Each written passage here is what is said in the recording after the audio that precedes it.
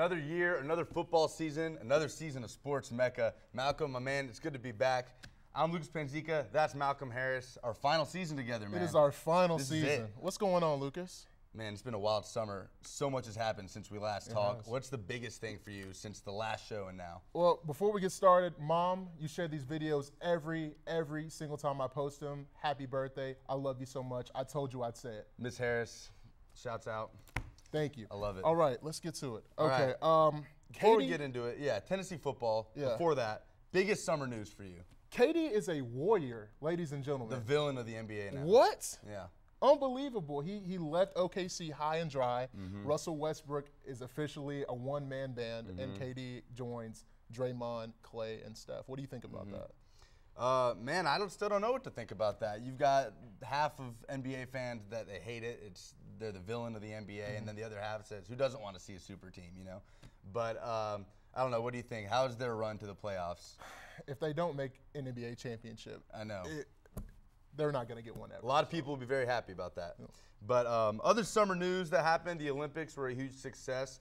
We learned that Team USA absolutely dominates when Russia's not in the mix. We also learned Ryan Lochte's not the smartest guy in the world. No, he's not. Mike Conley, biggest NBA contract on the planet, or I guess in the country. Hey, our biggest star in the NBA is now officially in Memphis, according to the money. So all right, we'll see what happens. Money talks. All right, let's get into it, man. Tennessee football, we're about to go into week 4. Vols are 3-0. A shaky 3-0, but they're 3-0. Yep. Beat Virginia Tech last year at the Battle of Bristol, 160,000 fans. Beat Ohio this week. Dobbs to Malone happened a couple times. Should have happened a couple more times than it did. Dobbs had a pretty good game. Do you think it was his most complete game of the year so far? I think he put it all together this game. I love the way he was really efficient with the football, not forcing too many throws. I love the way that he just had command of the offense, and you just saw how he spread the ball out to different receivers. You saw how he didn't, force passes, and when, he did throw into traffic, they were drops. It wasn't on Dobbs. The interception was a drop from Preston Williams. That's right. And a good throw at the end there to Josh Malone. And a couple of good throws there, but he missed them a couple times as well. He did. We're still not seeing that consistency in the passing game that we really wanted to with Dobbs. There's not that consistency there, but I don't think there's a pressing concern right now. I think it'll get on track eventually with, Josh Malone becoming now an X factor. That's crazy to say because a year ago we couldn't say that about Josh Malone. So. That's right. Well, a lot of penalties hurt the Vols, but mainly a lot of injuries hurt the Vols against Ohio. Kirkland, Cam Sutton, Jalen Reeves-Maybin, and Cortez Saps, that's only on defense, are the guys that went out in the game against Ohio. Reeves-Maybin should be back for the Florida game. He's listed as the starter on the depth chart, which is huge for the Vols. Cam Sutton with a broken bone in his ankle. Still not an exact timetable, but it's going to be a while. And I hate that for Cam Sutton because if you remember, he came back for his senior year. He could have went pro and he wanted to win this for his state and for his teammates, and now he'll be sidelined indefinitely. So, Cortez Sapp also out for the year after tearing his ACL against Ohio, which hurts linebacker depth. But so the Vols are 3-0, a shaky 3-0, but they're 3-0. Not very convincing. What's your biggest concern through the first 3 games? My biggest concern through these first 3 games, the offensive line, without a doubt. When you look at the pieces that, are on the offensive line, there are questions. Who's going to be our center? Is Chance Hall going to come back healthy enough to contribute? Why are you getting beat by inferior competition in Appalachian State and Ohio? And it's just not, one player getting beaten. It's several back-to-back plays. So I want to see, going into SEC play, will this offensive line pull it together? What about you? I'm with you. That's exactly what I put down was the O-line. Coleman Thomas got torched on the right side there against Ohio several times. That can't happen. I mean, this Florida defense is possibly the best defense in the East. Yes, definitely. Would you say that this Florida game is the SEC East championship game? Yes. I would say week 4, looking at a shaky SEC East, you have a freshman quarterback at Georgia, Jacob Eason. He's going to be great, but right now I'm not so sure. So I think this is for the SEC East crown, so it's going to be interesting. A little more on that game later. We can talk all day about that, but we're going to save it for the end. A couple other Tennessee hits. Tennessee volleyball is 9-3. They finished the GW Invitational, beating George Washington 3-0 last week. They open SEC play this Friday at 7 p.m. on ESPN3. And Tennessee soccer now is 5-4. They're 1-1 in the SEC. Beat Mizzou 2-0 last Thursday for their first SEC win of the year. This first goal by Michelle Christie. The assist by Hannah Wilkinson, the New Zealand international that is back for the Lady Vols. The veteran has helped them out so much over the years. And the second goal here, Wilkinson was involved in as well. Got a little help when she crossed it in. The flick from Bialzak, and Mary Alice Vignola was able to finish it. So the Lady Vols are 5-4, 1-1 in the SEC. They hit the road to play Georgia on Thursday, and they have their own Florida game Sunday after the football game. Before we go to break, a quick note, Tennessee legend Tamika Catchings playing her final WNBA regular season game for the Indiana Fever on Sunday against the Dallas Wings. 37 years old, the all-time leading rebounds in the WNBA, part of that 97 undefeated national championship Pat Summitt team. One of the great names in the Pat Summitt era of Tennessee Lady Vols. It's just a beautiful ending to a legacy, and it couldn't happen to a better player but Tamika. So well wishes to her and her future endeavors, and it's going to be just great to see a legend like that maybe come back home eventually and start helping here with our program. So all right, let's go to break. Whole lot of football to talk about. Stay right there. The authority on the origins and composition of meteorites and scientist on the first spacecraft missions to Mars is one person, Dr. Hap McSween, distinguished professor at the University of Tennessee. A rock flying through space is also a specialty of Tennessee alum R.A. Dickey, big league knuckleballer and best-selling author. At UT, we appreciate and encourage unique and creative minds. The University of Tennessee, big orange, big ideas. My favorite part about being a Vol and being a part of the Vol family is that we're one Tennessee. Being from Tennessee and being able to go to school at the University of Tennessee was an honor for me. My scholarship means so much to me. It's really a blessing. My message to the Tennessee Fund donors would be just to say thank you for giving me the opportunity to pursue my dreams. We appreciate everything that you guys do for us. Thank you so much. It really does mean a lot to me and my teammates. Vol fans, there's one penalty that is not reviewable. Where's your orange? It's Friday. And you're not wearing orange. You gonna really come out here with no orange on? Do not forget to support your Vols by wearing your orange on Fridays. Got to be kidding me. Show us your orange and avoid getting a penalty flag thrown your way on Big Orange Friday.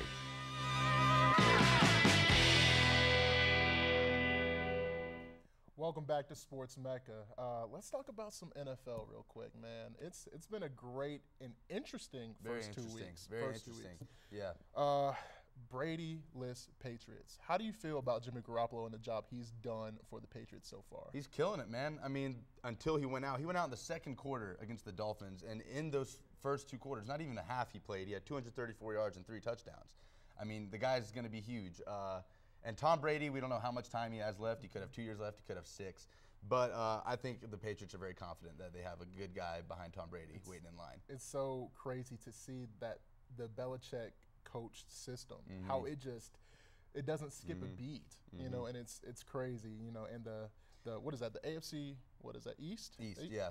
And then AFC Jacoby East. Brissett came in and performed admirably, 6 for 9 for 92 yards. He did his job. They already had the lead. All they needed was to hold on. But he's going to have to start this week against the Texans on Thursday.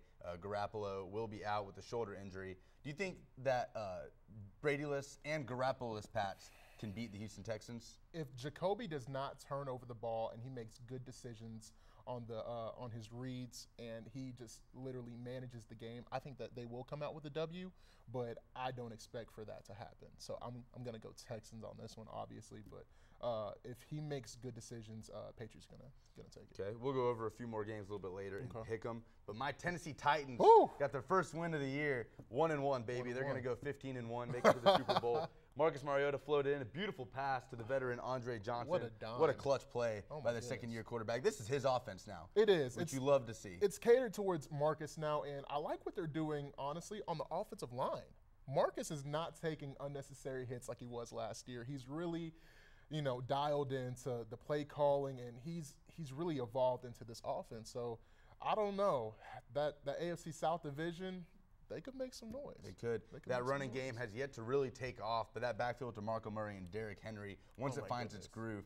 Can you see Derrick Henry kind of at some point in the season getting the majority of the carries? Do you think that's going to be DeMarco, at least during Henry's rookie year? I think that's going to be DeMarco personally. I mean, we think about it 2 years ago when he was in a Dallas Cowboy uniform. he led the league in rushing behind the offensive line. And, you know, the Titans have put in play some great offensive linemen for DeMarco to get those carries and to get upfield. So it's definitely going to be a thunder approach, obviously, but DeMarco's going to have the bulk of the carries for right now. All right, so some other stuff in the pros. We've played 2 weeks. What's your biggest takeaway out of anything in the first 2 weeks? My biggest takeaway is that there is not one dominant team in the NFL this year.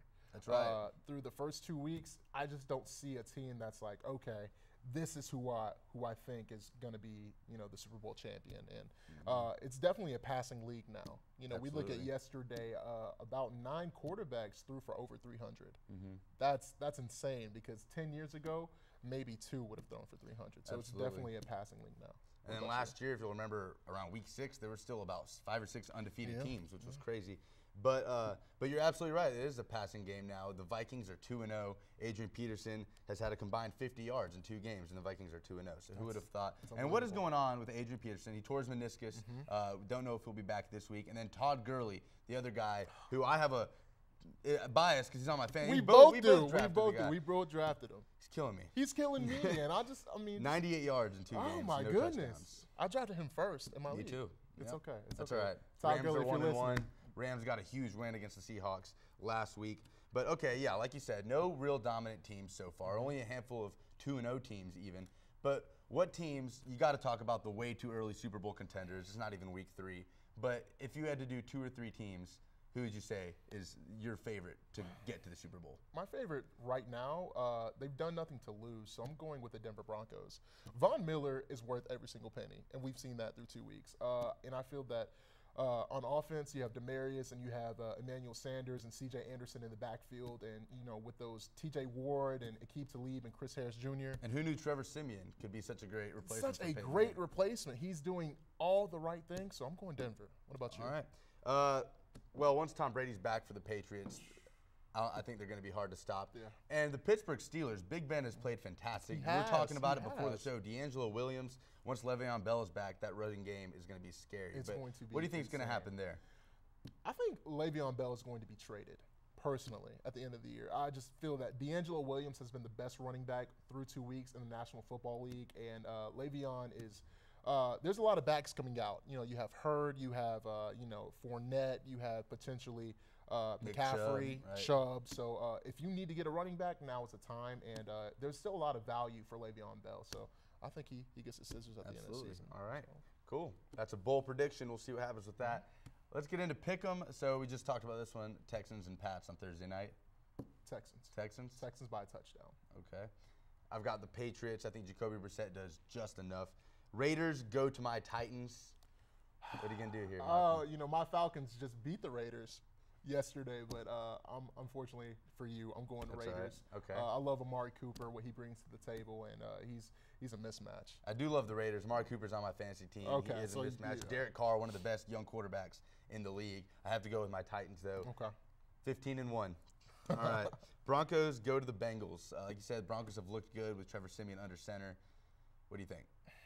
This is where I was stumped at when I was thinking about this earlier. It's a good game. It's a great game. I'm going to go Bengals. I think A.J. Green is going to have one of those games like he had against Darrelle Revis in Week 1, and it's going to be by a field goal.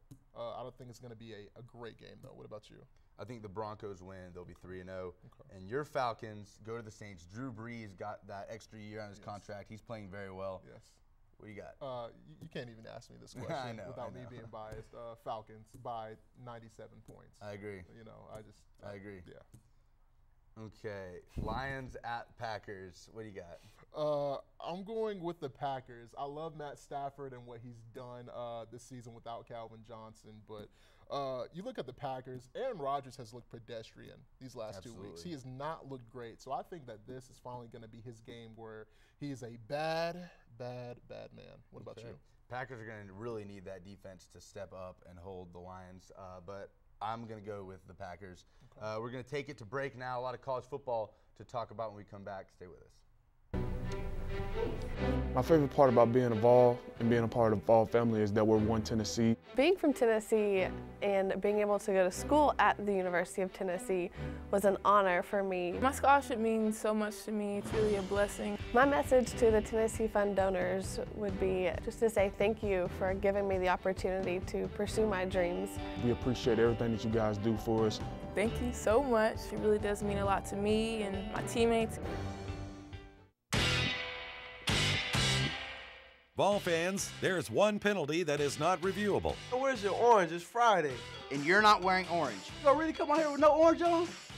Do not forget to support your Vols by wearing your orange on Fridays. Got to be kidding me.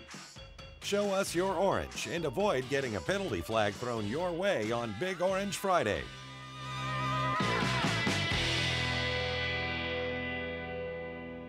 Come on, man. Big orange is our color. Big ideas feed the fire of the volunteer. When you see 16 million colors on a computer screen, understand a Tennessee graduate helped put them there. A Tennessee graduate made it possible for you to hold a conversation with a satellite in the palm of your hand. Our ideas touch your life in ways you can't imagine. Orange is simply a color. Big orange is a way of life. The University of Tennessee.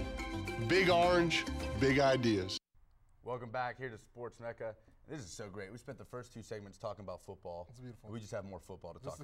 Just to come back to it. We've been through 2 weeks in the college football, 3 weeks, I'm sorry, in the college football season. And there's always that one guy at the beginning of the year that is a lock to win the Heisman. Last year it was Leonard Fournette. The year before that, of course, Todd Gurley.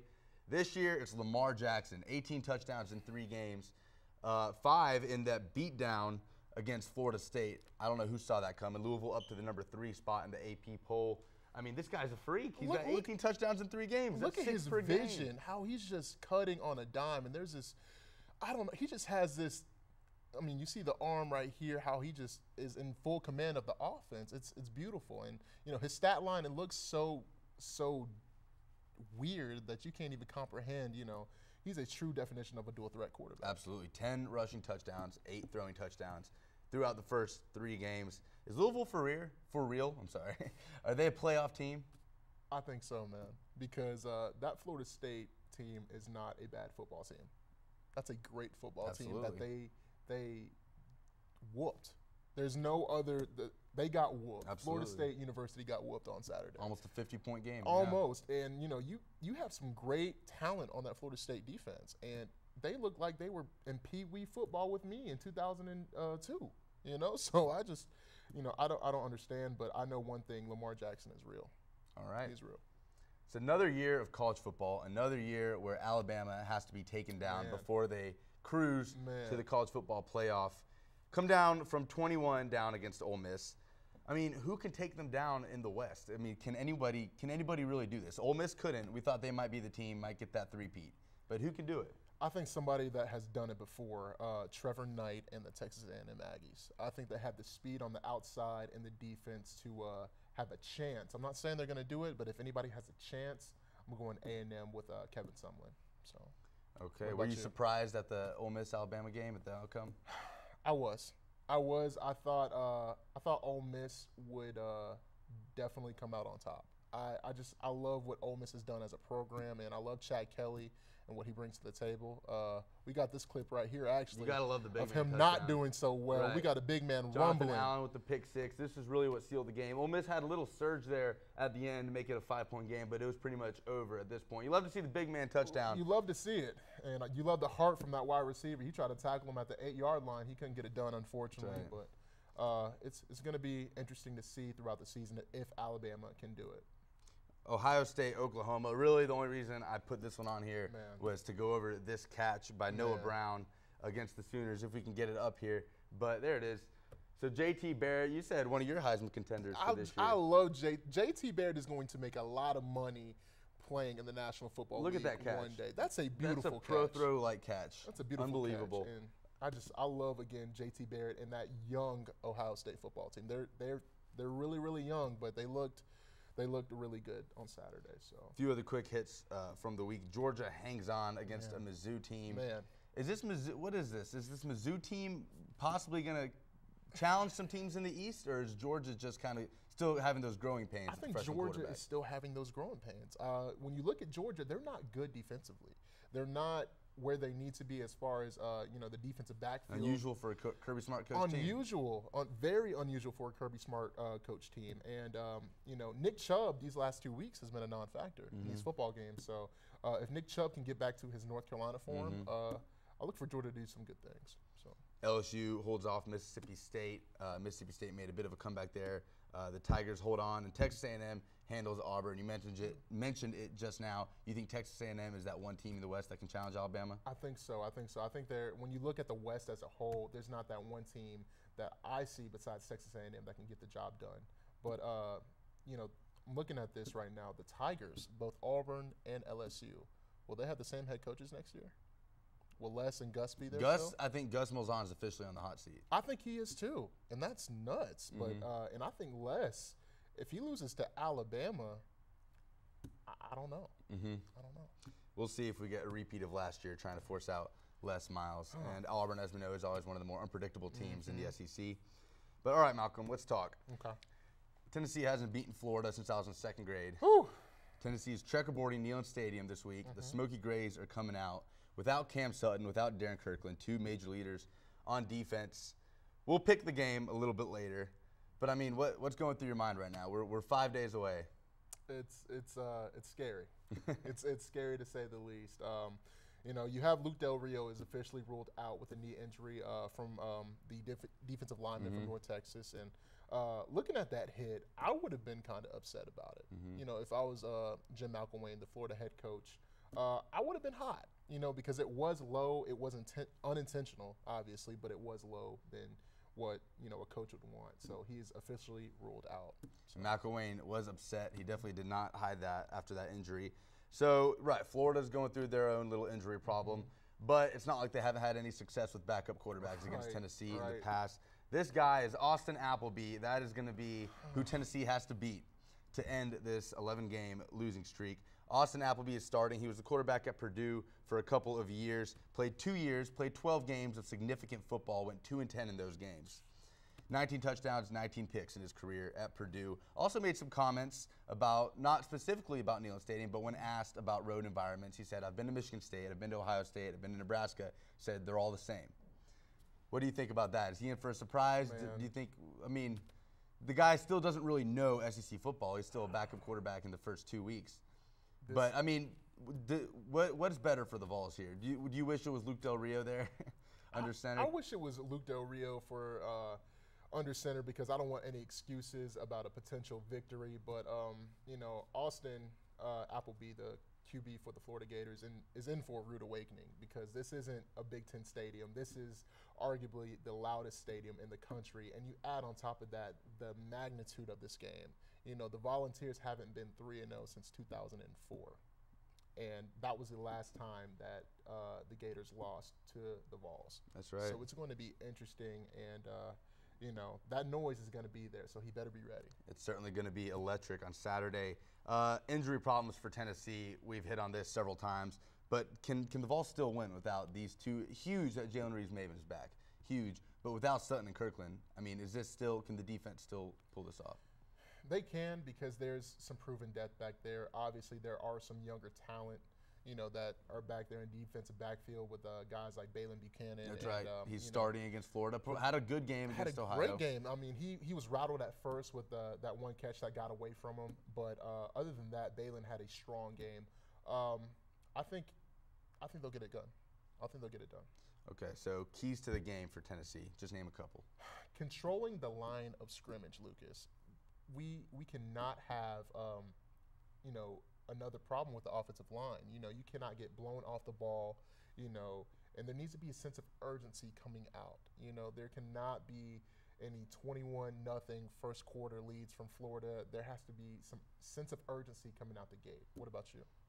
Yeah, I'm with you. The offensive line needs to be more consistent, but I'd like to see them force Appleby to throw, force him to win the game for the Gators, and turnovers as well. The Vols have fumbled, I can't remember the exact number, I think they fumbled the ball 11 times and recovered 10 of them, which is an unbelievable stat.